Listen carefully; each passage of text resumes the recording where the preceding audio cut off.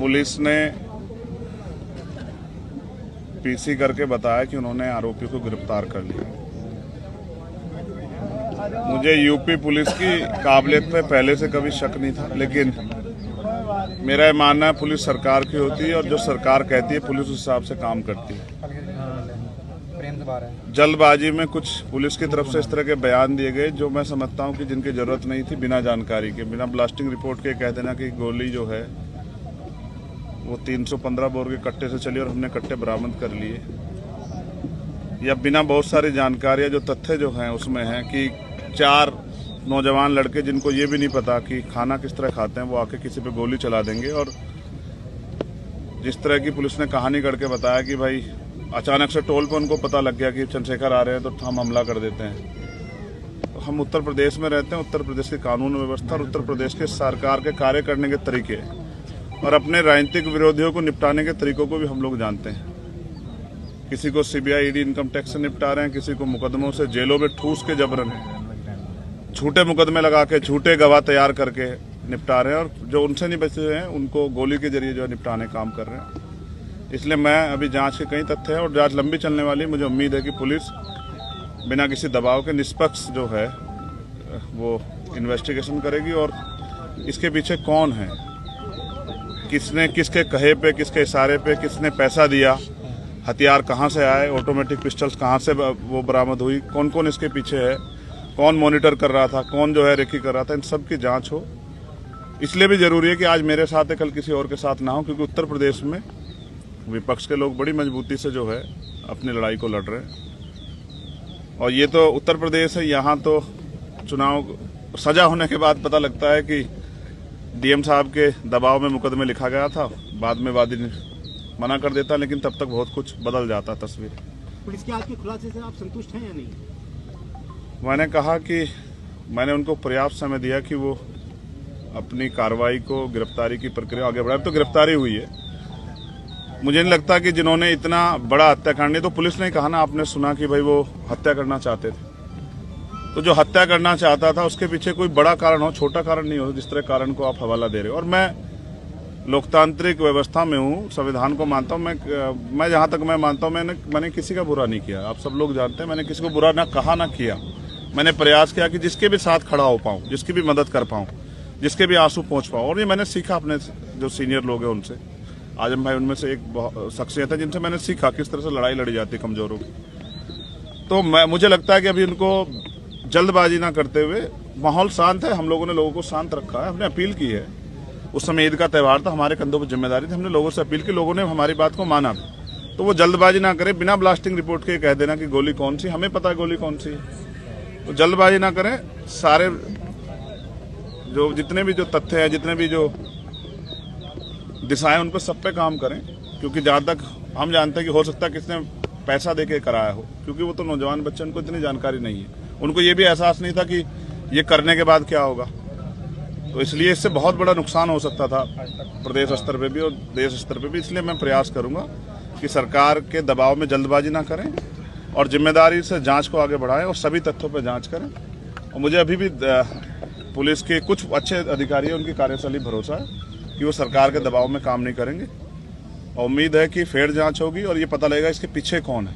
कल की जो आप लोगों की घोषित पंचायत है उसके बारे में अभी मैंने लीडर्स को बुलाया है, सब लोगों को, और मैं चाहता हूं कि पुलिस को पर्याप्त समय मिले जिससे कि आसानी से वो अपने कार्य को आगे बढ़ा पाए। ये ना हो कि हम इसमें फंसे रहे, इसलिए हमने कार्रवाई को में ढिलाई बरत दी। तो आज शाम तक उसकी स्थिति 6 बजे, 6-6:30 बजे क्लियर हो जाएगी। और मेरा प्रयास रहेगा कि मैं उनको समझाने में कामयाब हो जाऊं कि क्योंकि कावड़ का समय आ रहा है और मोह अच्छा नहीं है, नुकसान हो सकता है। मैं कोशिश करूंगा कि किसी भी तरह का जुटान ना हो। देखिए, जब आप पे हमला हुआ तो आपने ये कहा था कि हमारे सहयोगियों ने, साथियों ने उन लोगों को पहचान लिया था। तो जिस प्रकार उनके आज आपने देखा प्रेस वार्ता हुई, तो क्या लगता है वही व्यक्ति थे? नहीं, दिखाए नहीं। आपने देखा क्या दिखाए? आपने देखा हो तो मीडिया के लोगों ने बताओ। फोटो भी वायरल हो चुके हैं सर, आपने देखा हो? नहीं, पुलिस की कार्यशैली थी, फोटो किसी का दिखाते हैं, जाता कोई है, हथियार कोई होता है, लगाया कोई जाता है, पकड़ते कहीं से हैं, दिखाते कहीं से हैं। तो इतने कम समय में कट्टे से तो फायर नहीं हो सकती लगातार, और फायर 6-7 हुई है, 3 नहीं हुई है। तो मैं कह रहा हूँ ना, अभी जांच कर लें, जल्दबाजी ना करें। मैं समझता हूँ उनके कंधों पे जिम्मेदारी है, उनको सरकार को जवाब देना है, लेकिन सरकार भी ध्यान रखे कि इस तरह का माहौल ना बनाए कि लोगों में भय का। आप कानून व्यवस्था तो अच्छी कर नहीं पा रहे हो, इस तरह की बेवकूफ़ी की बातें करने से कोई फायदा नहीं। तो मुझे उम्मीद है कि पुलिस जांच के इसको सही ओर ले जाएगी और जांच को भटकाने का काम नहीं करेगी। जो चीरती हुई लोहे के हिस्से को गाड़ी के, और वो मुझे लगी, तब मुझे एहसास हुआ कि हम गिर गए। फिर तीसरी गोली चली, इसने मेरा आगे वाला शीशा पूरा डैमेज कर दिया। चौथी गोली पे मैं नीचे हो गया, जो गोली आपने देखा कि वो सीधी उसमें लगी। अगर मैं नीचे ना होता तो वो मेरी छाती के आर पार चली जाती। फिर वो गाड़ी 10 मीटर आगे जाके रुक जाती है। वो दो हवा में फायर करते हैं जैसा मैंने देखा, और फिर उन्होंने फिर हमारी गाड़ी फायर किया।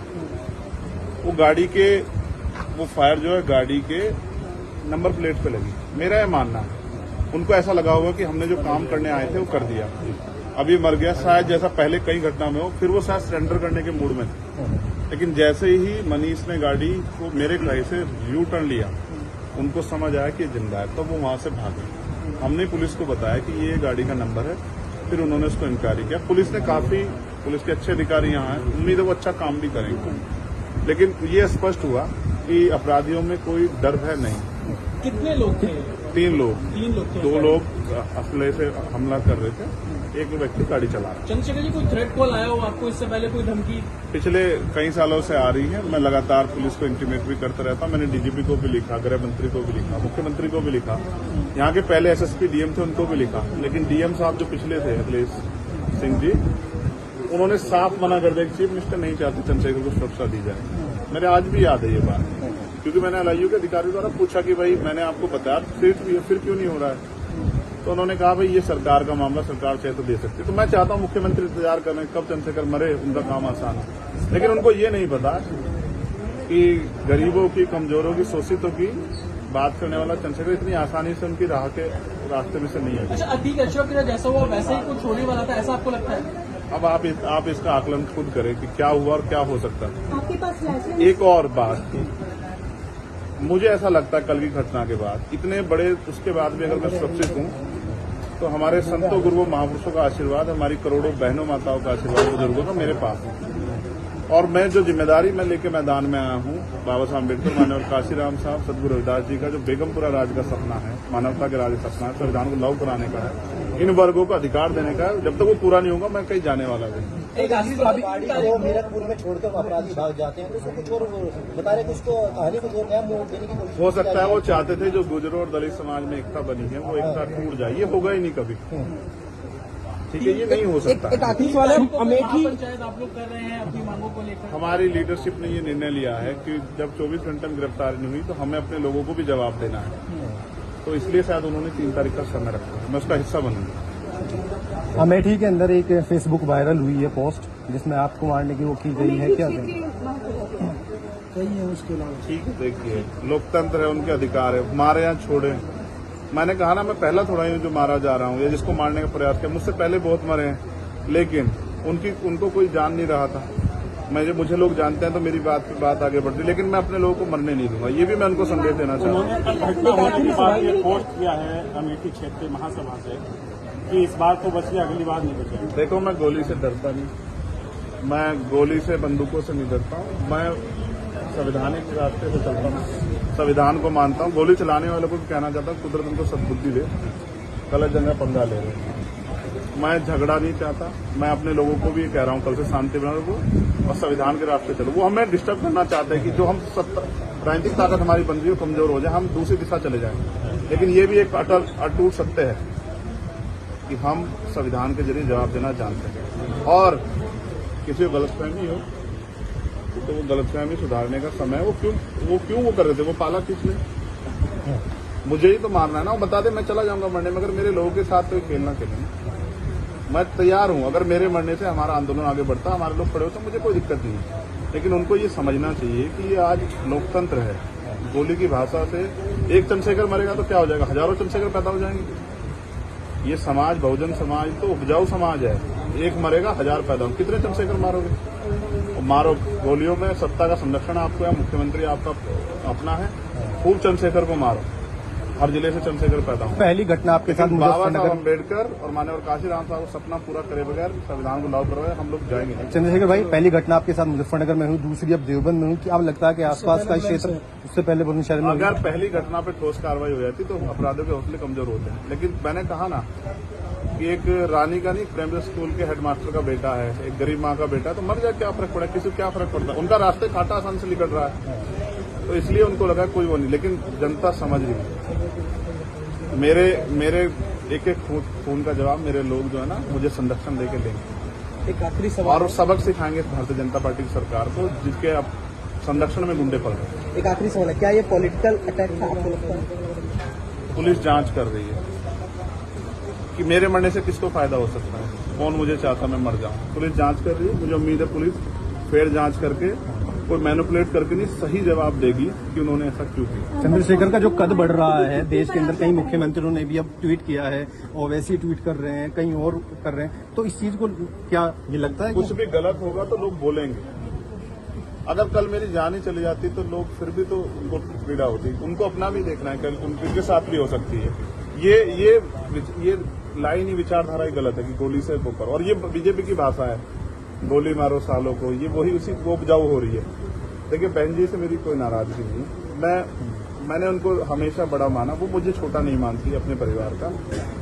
उनको ये घटना छोटी लगी, शायद अगर मैं मर भी जाता शायद उनको इसमें कोई शायद बुरा नहीं लगता, मुझे उनसे कोई दुख नहीं। मेरे लोग मेरे साथ हैं ये बहुत, और वो समझ रहे हैं कि जो उनके लिए मरने को तैयार है, जिसकी जो जान पे जिसकी बनाई है वो हमारा अपना है। मेरे लोग मेरे साथ खड़े होंगे, मैं इस लड़ाई को लड़ता हूं। लगभग सभी दलों के लोग आपसे मिलने आए हैं, कैसा देखते हैं, क्या नहीं मैं उनका भाजपा के भी विधायक आए मैं कह हैं। रहा हूँ बस सबका धन्यवाद करता हूँ, मगर ये है मैं ये प्रयास करूंगा कि भविष्य में ऐसा किसी के साथ ना, इसलिए लॉ एंड ऑर्डर की कानून व्यवस्था अच्छी होनी चाहिए, मुख्यमंत्री इस पर ध्यान देना चाहिए। बात चंद्रशेखर की नहीं है, बात इस प्रदेश में हो रही हजारों बहनों के साथ जो अस्मतें लुट रही है हर महीने, रेप हत्या हो रही है, लोगों की जान जा रही है, सब उन पर वो करता है। तो वो मुख्यमंत्री पद में बैठे हैं, अगर वो इसको संभाल नहीं पा रहे हैं तो क्या फायदा, फिर उनको इस्तीफा दे देना चाहिए। फिलहाल आप ठीक है, डिस्चार्ज किया जा रहा है ठीक है। आपके कार्यकर्ताओं ने आज जो है जगह जगह ज्ञापन दिया है, सहारनपुर में दिया, अगली रणनीति क्या रहेगी किस हिसाब से? कोई रणनीति नहीं, पार्टी के सीनियर लीडर जो तय करेंगे हम लोग उस पर काम करेंगे। और दूसरा मेरे पीठ में जहाँ गोली लगी है वहाँ ड्रेसिंग जारी है, ठीक है, पहले से आराम है, बस एक जलन और घाव है, जख्म वो तो है ही, सांस लेने में दिक्कत थी, बीपी जो है फ्लक्चुएट हो रहा था, फ्लक्चुएट अप डाउन हो रहा था, वो ठीक है पहले से। ठीक है, चलो ठीक है, चलो पहले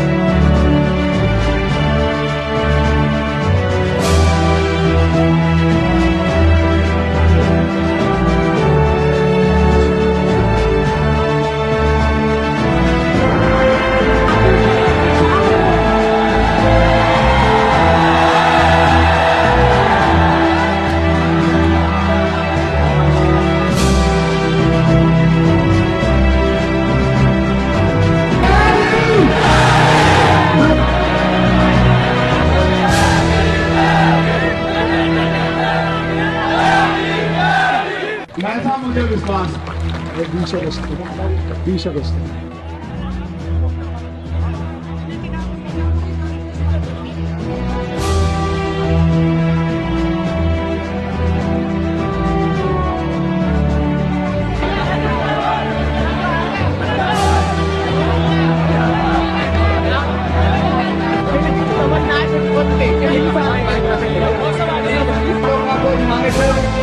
जिस भी भाई को आपने मंच का दे रहे हैं